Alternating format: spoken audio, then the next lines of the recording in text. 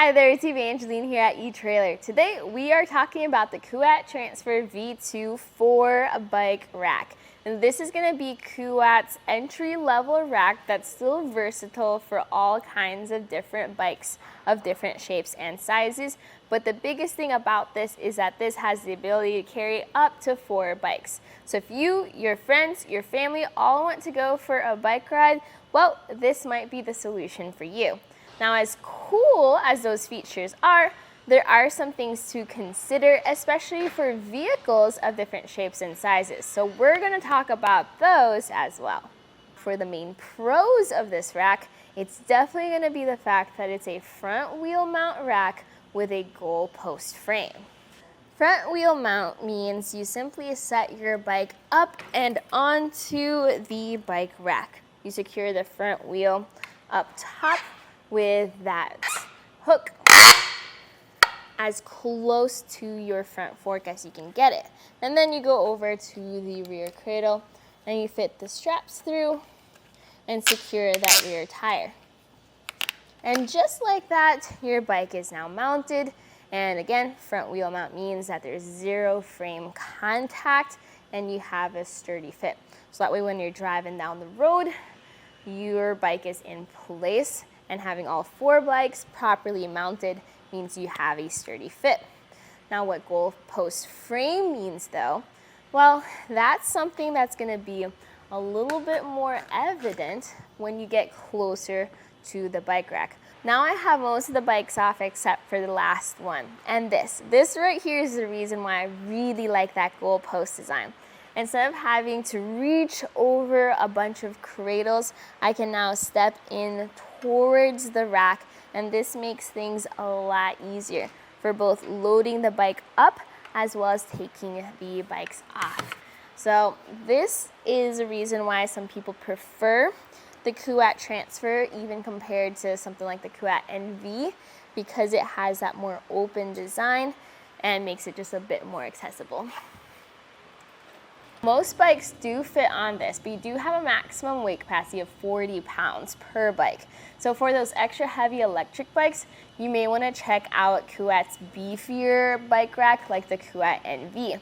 Also, your maximum wheelbase is going to be up to 50 inches long, so double check for those larger and extra large mountain bike frames. And finally, this does have a maximum tire width capacity of up to 3 inches.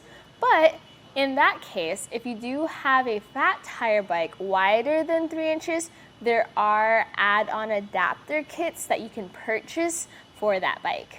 This is also going to be one of the longest 4-bike racks that I have seen.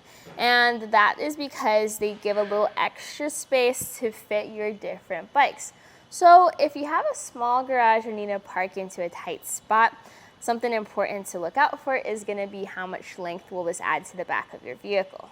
Here at etrailer, we understand that every vehicle is different and every hitch receiver will be in a different spot on your vehicle.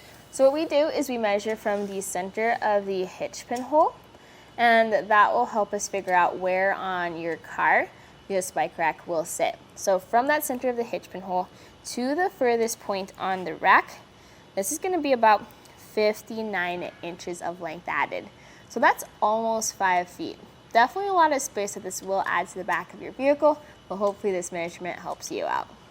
We have 4 mountain bikes loaded up, and you can see that we have shifters and handlebars and seat posts all pretty close to each other. Nothing makes contact just yet, but it does get really close.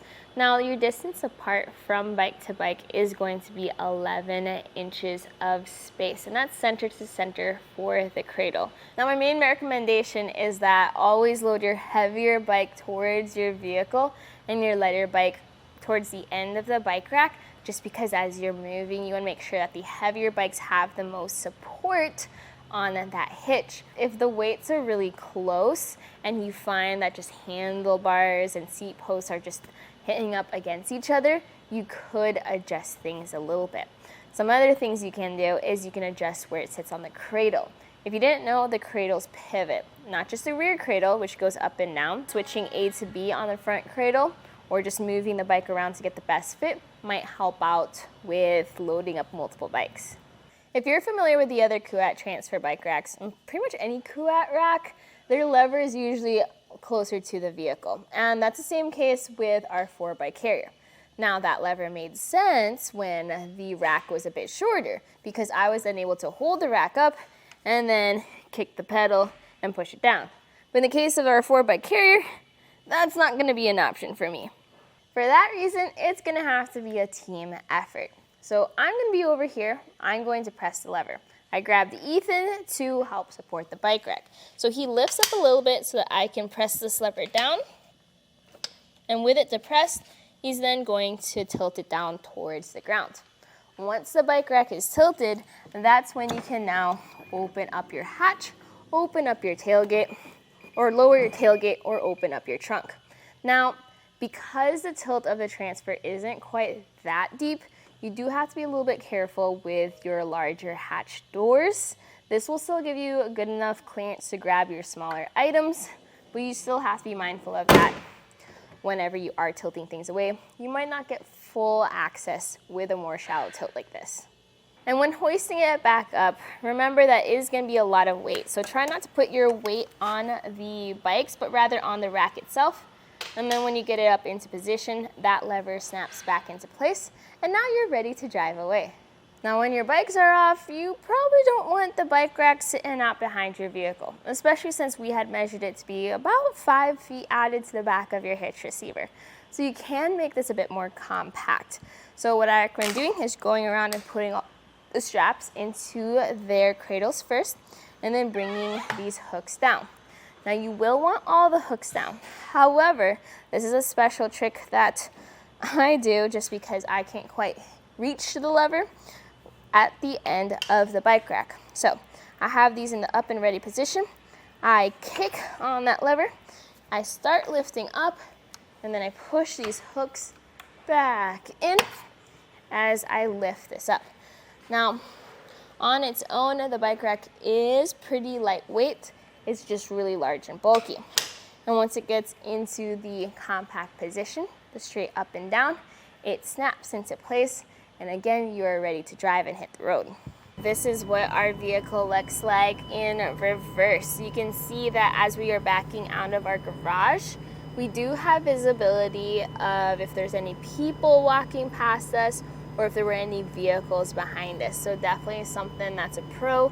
If you rely on your backup camera, you will still see the bike rack, but you'll also be able to see things behind you.